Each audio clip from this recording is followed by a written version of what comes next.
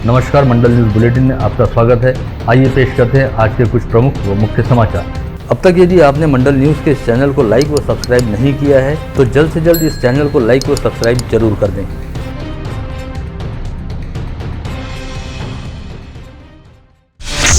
राज्य में ओबीसी संवर्ग के राजनीतिक आरक्षण को लेकर इस समय जबरदस्त तनातनी वाली स्थिति देखी जा रही है, जहां एक और राज्य सरकार की ओर से ओबीसी आरक्षण को लेकर जारी किए गए अध्यादेश पर सुप्रीम कोर्ट द्वारा स्थगिति कायम रखी गई है और ओबीसी आरक्षण के बिना ही स्थानीय निकायों के चुनाव तय समय पर कराने के निर्देश दिए गए हैं। वहीं दूसरी ओर राज्य सरकार एड़ी चोटी का जोर लगा रही है कि स्थानीय निकायों में ओबीसी आरक्षण के बिना चुनाव न करवाए जाएं और इस समय चल रही निर्वाचन प्रक्रिया को पूरी तरह से रद्द करवा दिया जाए। किंतु ऐसे तमाम प्रयासों और प्रस्ताव को दरकिनार करते हुए राज्य निर्वाचन आयोग द्वारा आज एक अधिसूचना जारी की गई, जिसमें कहा गया कि राज्य की जिन स्थानीय स्वायत्त निकायों के चुनाव में ओबीसी आरक्षित सीटों पर निर्वाचन प्रक्रिया को स्थगित रखा गया था, अब उन सीटों को सुप्रीम कोर्ट के निर्देशानुसार खुले प्रवर्ग में ग्राह्य माना जाएगा। साथ ही उन सीटों पर इससे पहले स्थगित किए गए चुनाव को आगामी 18 जनवरी को कराया जाएगा। वहीं शेष सभी सीटों पर पूर्व नियोजित कार्यक्रम के तहत 21 दिसंबर को मतदान होगा। 21 दिसंबर को होने वाले मतदान की मतगणना इससे पहले 22 दिसंबर को की जानी थी, लेकिन अब ओबीसी संवर्ग हेतु आरक्षित सीटों को ओपन कैटेगरी में ग्राह्य मानते हुए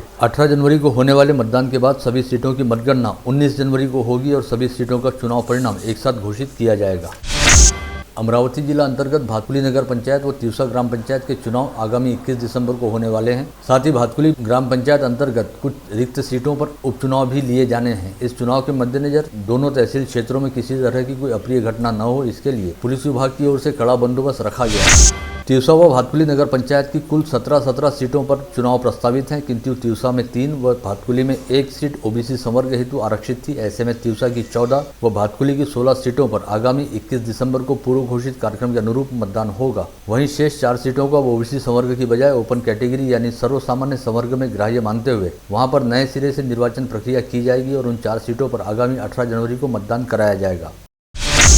यहाँ यह विशेष उल्लेखनीय है कि आगामी फरवरी माह में राज्य की करीब 16 महानगर पालिकाओं के आम चुनाव होना प्रस्तावित है। इससे पहले सुप्रीम कोर्ट में ओबीसी आरक्षण को लेकर 17 जनवरी को सुनवाई होने वाली है। ऐसे में अब सभी की निगाहें सुप्रीम कोर्ट द्वारा अगली तारीख पर ओबीसी आरक्षण को लेकर दिए जाने वाले फैसले पर टिकी हुई है।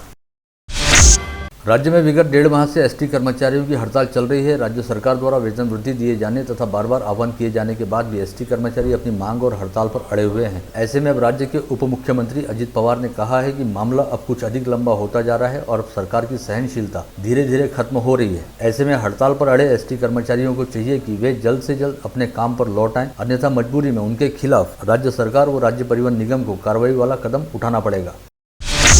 वहीं दूसरी ओर राज्य के परिवहन मंत्री अनिल परब द्वारा कहा गया कि आगामी 20 दिसंबर को राज्य परिवहन निगम के विलीनीकरण के संदर्भ में हाईकोर्ट द्वारा फैसला सुनाया जाना है, जिसके बाद राज्य सरकार द्वारा विगत 1.5 माह से लगातार हड़ताल कर रहे एसटी कर्मचारियों के खिलाफ मेस्मा कानून अंतर्गत कार्रवाई करने का फैसला लिया जाएगा। उन्होंने बताया कि एसटी के हड़ताली कर्मचारियों पर मेस्मा अंतर्गत कार्रवाई करने को लेकर आज हुई बैठक में चर्चा की गई, किंतु इस मामले में आगामी 20 दिसंबर को कोर्ट का फैसला आना है। ऐसे में सरकार ने 20 दिसंबर तक मेस्मा लगाए जाने संबंधी फैसले को टालने का निर्णय लिया है।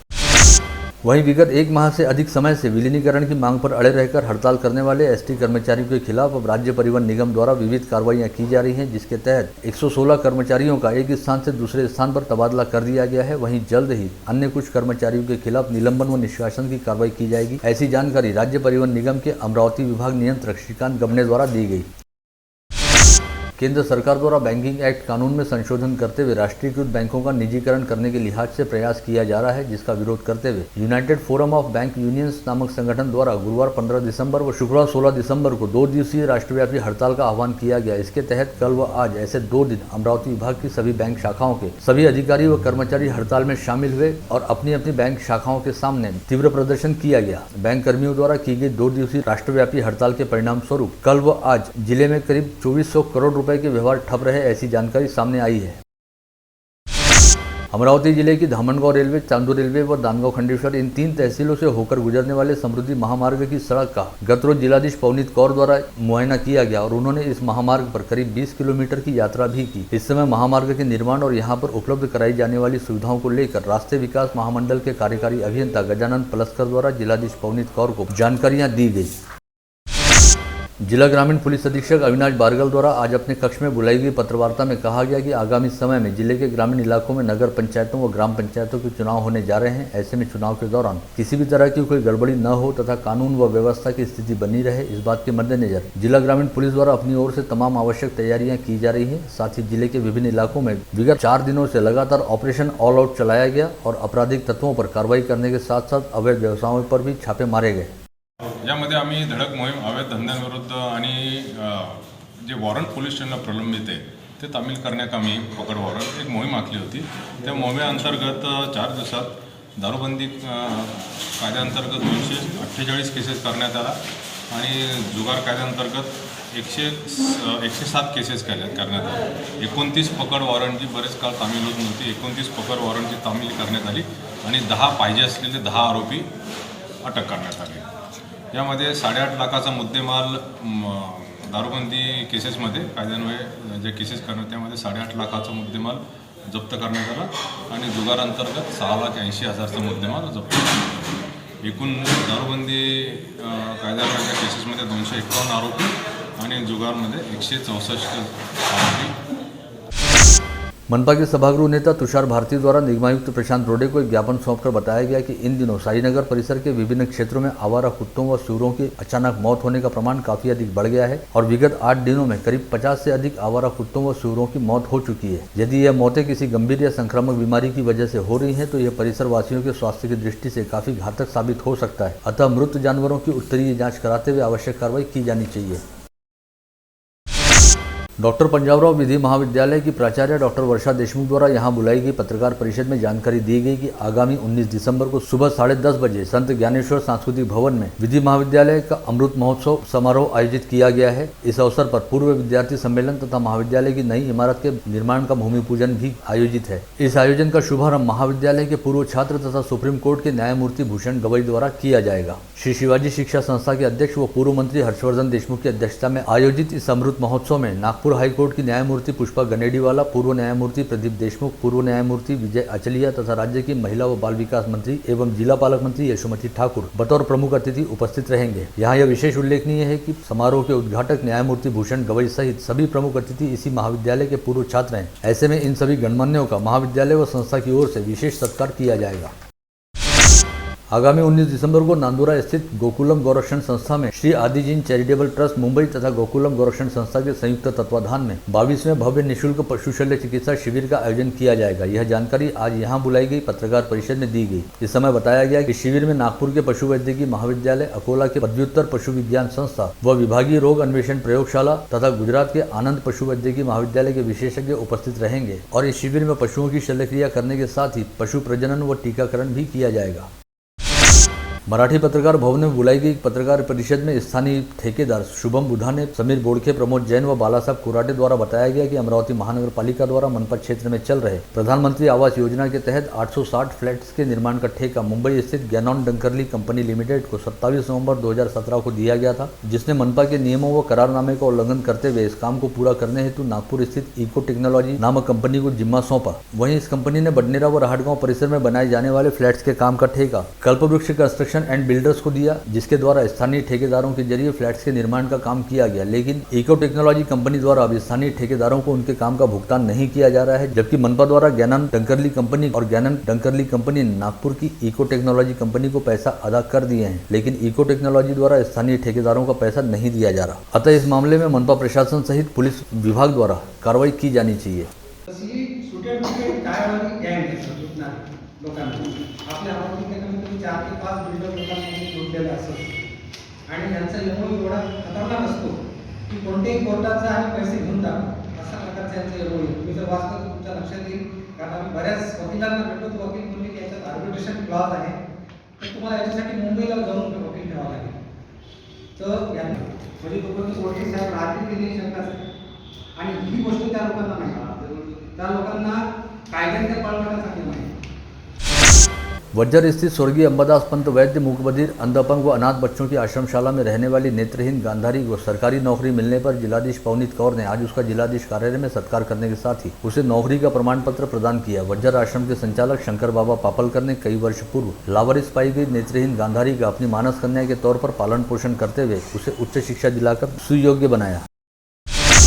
राहटगांव परिसर की विभिन्न रिहायशी बस्तियों में रहने वाले नागरिकों द्वारा आज स्थानीय विधायक सुलभा खोड़के से मुलाकात करते हुए उन्हें अपने क्षेत्र की समस्याओं से अवगत कराया गया। साथ ही क्षेत्र की समस्याओं को जल्द से जल्द दूर करने के संदर्भ में निवेदन भी सौंपा गया। कॉलनीमधील राहटगाव चौकामधील राजमाता कॉलनी येथील नालीचे काम प्रलंबित आहे। त्यासाठी आम्ही 21/10/2021ला निवेदन दिलेले होते आयुक्त साहेबांना। त्याच्यानंतर आज 16/12/2021ला निवेदन दिलेलं आहे, परंतु त्यावर कोणतीही इम्प्लिमेंटेशन केलेलं नाही महानगरपालिकेनं। आम्ही जेव्हा त्यांना वारंवार फोन करतो तर ते म्हणते तुम्ही पाठपुरावा करा। आमचा पाठपुरावा एवढा करूनही आम्हाला ते काही महत्त्व देत नाही। तरी कृपया आमच्या नालीचे काम त्वरित करण्यात यावे। तसेच तपोवन ते राहटगावचा जो रस्ता आहे DP रोड तो पूर्ण करण्यात यावा। जिला कांग्रेस कमेटी द्वारा गत रोज बांग्लादेश मुक्ति संग्राम का 50वां वर्धापन दिवस मनाते हुए मुक्ति संग्राम में शहीद हुए वीर भारतीय सैनिकों को श्रद्धांजलि अर्पित की गई। इस समय कांग्रेस के ग्रामीण जिलाध्यक्ष व जिला परिषद अध्यक्ष बबलू देशमुख के हाथों वीर पत्नियों तथा पूर्व सैनिकों व उनके परिजनों का सत्कार किया गया। कांग्रेस ओबीसी सेल की जिला शाखा द्वारा केंद्र सरकार पर ओबीसी आरक्षण को लेकर दोगली नीति अपनाने का आरोप लगाते हुए केंद्र सरकार की नीतियों का निषेध किया गया। साथ ही कहा गया कि केंद्र सरकार द्वारा ओबीसी आरक्षण का एम्पिरिकल डेटा उपलब्ध नहीं कराए जाने की वजह से सुप्रीम कोर्ट द्वारा लगातार दूसरी बार ओबीसी समाज के आरक्षण को खारिज किया गया है। विगत नवंबर माह के दौरान 100% टीकाकरण हेतु स्वास्थ्य विभाग द्वारा चलाए गए अभियान के तहत जिले के 75% नागरिकों को कोविड प्रतिबंधात्मक वैक्सीन का पहला डोज लगाया जा चुका है और जिले के 20% गांवों में 100% टीकाकरण का लक्ष्य पूर्ण किया जा चुका है। इसके तहत अमरावती जिले के 310 गाँवों में सभी पात्र लाभार्थियों को कोविड प्रतिबंधात्मक वैक्सीन का पहला टीका लगाया जा चुका है। इसमें भातकुली तहसील के सर्वाधिक 58 गाँवों का समावेश है। वहीं वरुड तहसील के सबसे कम यानी केवल 5 गाँवों में ही 100% टीकाकरण हो पाया है। विगत 24 घंटे के दौरान अमरावती जिले में कोई भी व्यक्ति कोविड संक्रमित नहीं पाया गया। वहीं इस दौरान 9 व्यक्ति कोविड मुक्त हुए। इस समय जिले में कुल 11 एक्टिव पॉजिटिव मरीज हैं, जिनमें मनपा क्षेत्र के 10 व ग्रामीण क्षेत्र के 1 मरीज का समावेश है। इसमें से 5 मरीज कोविड अस्पताल में भर्ती हैं। वहीं मनपा क्षेत्र में 6 मरीजों को होम आइसोलेशन में रखा गया है। बीते 24 घंटे के दौरान जिले में 745 संदिग्धों के थ्रोट स्वेब सैंपलों की जांच की गई, जिसमें से किसी की टेस्ट रिपोर्ट पॉजिटिव नहीं आई है। वहीं इस समय कोविड संक्रमित मरीजों के कोविड मुक्त होने का प्रमाण 98.33% है। मुधोलकर पेट स्थित डॉक्टर भूषण मुर्के के अस्पताल का लाइसेंस रद्द करने की मांग को लेकर स्वराज्य संगठन की ओर से जिलाधीश को एक निवेदन दिया गया, जिसमें कहा गया कि विगत 12 दिसंबर को मुधोलकर पेट स्थित डॉक्टर भूषण मुर्के के अस्पताल में एक महिला को प्रसूति के लिए भर्ती किया गया, लेकिन इस महिला को उचित उपचार नहीं मिलने से इस महिला मरीज की मौत हो गई। इससे पहले भी इस अस्पताल में एक महिला मरीज की मौत हो चुकी है, अतः इस अस्पताल का लाइसेंस तुरंत रद्द किया जाना चाहिए। वडाली परिसर में रहने वाले नागरिकों को प्रधानमंत्री आवास योजना का लाभ दिलाए जाने की मांग को लेकर प्रहार जनशक्ति पार्टी की ओर से निगमायुक्त प्रशांत रोडे को एक निवेदन सौंपा गया, जिसमें कहा गया कि इन लाभार्थियों द्वारा 5 वर्ष पूर्व पीएम आवास योजना के आवेदन भरे गए हैं, लेकिन उन्हें अब तक घरकुल का लाभ नहीं मिल पाया है। आयुक्त साहेब यांना पंतप्रधान घरकुल आवास योजनेच्या संदर्भात ज्या काही त्रुट्या होत आहे, ज्या यांच्या चुका होत आहे त्या निदर्शनास आणून दिल्या। ज्या झोपड स्लम एरियामध्ये त्या गावठाण परिसरामध्ये ज्यांचे PR नव्हते त्या लोकांचे घरकुल अजिबात त्यांनी सँक्शन केले नाही। त्यांना आता PR मिळाले आहे, काही लोकांना PR नाही आहे। अशाही लोकांचे घरकुल त्वरित लवकरात लवकर या काही येत्या 2-4 महिन्यात सँक्शन करून प्रत्येकांना घरकुलाचा लाभ मिळावा यासाठी प्रहार जनशक्ती पक्षातर्फे आज मनपा येथे आंदोलन करण्यात आलं। गोपालनगर परिसर अंतर्गत ज्योति कॉलोनी आदर्श नगर में विगत अनेक दिनों से अवैध तरीके से शराब की बिक्री की जा रही है। ऐसे में यहां चलने वाली अवैध शराब बिक्री पर तुरंत अंकुश लगाए जाने के साथ ही अवैध शराब विक्रेताओं के खिलाफ कार्रवाई करने की मांग को लेकर ज्योति कॉलोनी परिसर वासियों ने शहर पुलिस आयुक्त डॉक्टर आरती सिंह को निवेदन सौंपा। हाल ही में जेनिथ टीम के राष्ट्रीय फैशन सहित टैलेंट स्पर्धा का आयोजन गोवा में किया गया था। इस स्पर्धा में स्पेशल इंडिया क्वीन के तौर पर अमरावती की नीलिमा देशमुख ने खिताब जीता है। ऐसे में अब नीलिमा देशमुख का थाईलैंड में होने वाली प्रतियोगिता के लिए चयन किया गया है। 2 दिन पहले नांदगौर पेट परिसर में आने वाले संगमेश्वर क्षेत्र में एक तेंदुए ने मजदूरों सहित वन विभाग के कर्मचारी पर हमला किया था, जिसके बाद वन विभाग की रेस्क्यू टीम ने उस तेंदुए को पकड़ लिया था और सभी ने राहत की सांस ली थी। लेकिन इस घटना के दूसरे दिन गुरुवार को इसी परिसर में एक दूसरा तेंदुआ भी दिखाई दिया है। ऐसे में अब क्षेत्र के किसानों और मजदूरों में एक बार फिर भय का माहौल बन गया है। इस संदर्भ में पुलिस व वन विभाग को जानकारी दी गई है। बडनेरा उपनगर के आठवड़ी बाजार परिसर में रहने वाले 34 वर्षीय दीपक रमेश चौधरी विगत कई दिनों से बीमार चल रहे थे और उनका इलाज जारी था। विगत बुधवार 15 दिसंबर को दीपक चौधरी का अकस्मात निधन हो गया। बेटे की मौत का सदमा उनकी मां सुमन रमेश चौधरी बर्दाश्त नहीं कर पाई और बेटी की मौत के कुछ समय बाद ही 55 वर्षीय सुमन चौधरी ने भी दम तोड़ दिया। सुमन चौधरी भी विगत 2 वर्षों से पैर संबंधी बीमारी से त्रस्त थी। एक ही दिन बीमार माँ बेटी की एक के बाद एक मौत होने के चलते पूरे परिसर में शोक की लहर व्याप्त है। दोनों माँ बेटी के पार्थिव शरीरों पर गुरुवार 16 दिसंबर को अंतिम संस्कार किया गया। स्थानीय प्रथम जिला व सत्र न्यायाधीश SS अडकर की अदालत ने हत्यारोपी संतोष बघेले को आजीवन कारावास व 10,000 रुपए के दंड की सजा सुनाई। हत्या की यह वारदात 14 नवंबर 2016 को रात 7:30 बजे के करीब वरुड़ की विजय टॉकीज में घटित हुई थी, जहां पर रोशनखेड़ा परिसर में रहने वाले बालिया उर्फ प्रदीप बोरवाल नामक गेटकीपर की संतोष बघेले द्वारा हत्या कर दी गई थी। शहर के छती तालाब परिसर से होकर गुजरने वाले महामार्ग की पुलिया पर महामार्ग पुलिस मदद केंद्र द्वारा गौवंश लेकर जा रहे टाटा अल्ट्रा ट्रक को रुकवाया गया, जिसमें 27 छोटे बड़े गौवंश जानवर बरामद किए गए। इस समय ट्रक चालक आमिर अली दाऊद अली द्वारा इन जानवरों के संदर्भ में कोई दस्तावेज उपलब्ध नहीं कराए गए। साथ ही पुलिस द्वारा पूछताछ में यह भी बताया गया कि इन जानवरों को कटाई हेतु ले जाया जा रहा है, जिसके बाद पुलिस ने आमिर अली के खिलाफ विभिन्न धाराओं के तहत अपराध दर्ज करते हुए उसे अपनी हिरासत में लिया और बरामद किए गए गौवंश को भरण पोषण व संरक्षण के लिए श्री गौरक्षण संस्था के सुपुर्द किया गया। साथ ही आरोपी के खिलाफ राजापेट पुलिस थाने में अपराध दर्ज करते हुए उसे राजापेट पुलिस के हवाले किया गया। भातकुली तहसील के द्वितीय श्रेणी निबंधक कार्यालय के तकनीकी सहायक को 100 रुपए की रिश्वत लेते हुए एंटी करप्शन ब्यूरो के दल ने आज हिरासत में लिया है। शिकायतकर्ता के नाम पर खरीदी किए गए प्लॉट की इंडेक्स 2 की नकल देने के लिए द्वितीय निबंधक श्रेणी कार्यालय के कर्मचारी सुनील भागवत ने 200 रुपए की रिश्वत मांगी थी, जिसके बारे में शिकायतकर्ता द्वारा एंटी करप्शन ब्यूरो के पास शिकायत दर्ज कराई गई थी। अकोला पुलिस अधीक्षक की विशेष टीम ने जूना शहर हमजा प्लॉट कड़वा कटर के नजदीक गोदाम में छापामार कार्रवाई करते हुए 19 घरेलू gas cylinder, 2 gas refilling machine जब्त कर एक युवक को अपनी हिरासत में लिया। हिरासत में लिए गए व्यक्ति का नाम जेतवन परिसर निवासी रुस्तम शितले बताया गया है। अमरावती शहर पुलिस आयुक्त की विशेष टीम ने गत रोज फ्रेजरपुरा पुलिस थाना क्षेत्र के परिहारपुरा वडाली में खेले जा रहे वर्ली मटका जुए अड्डे पर कार्रवाई की। इस दौरान 6 आरोपियों को हिरासत में लिया गया। वहीं एक आरोपी पुलिस को चकमा देकर फरार हो गया।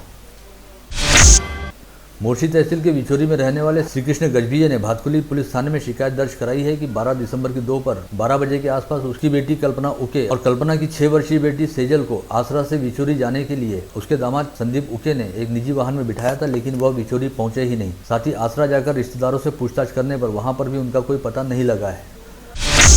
कोल्हापुरी गेट पुलिस थाना क्षेत्र अंतर्गत सागर नगर में रहने वाली नाबालिग विवाहिता के साथ दुराचार किए जाने का मामला सामने आया है। इस मामले में पुलिस ने विवाहिता के पति सहित 2 महिलाओं व एक अन्य के खिलाफ अपराध दर्ज किया है। आप देख रहे थे मंडल न्यूज बुलेटिन। हमारे चैनल को लाइक करें, शेयर करें और हाँ, सब्सक्राइब करना ना भूलें। कल होगी आपसे फिर मुलाकात, तब तक के लिए धन्यवाद।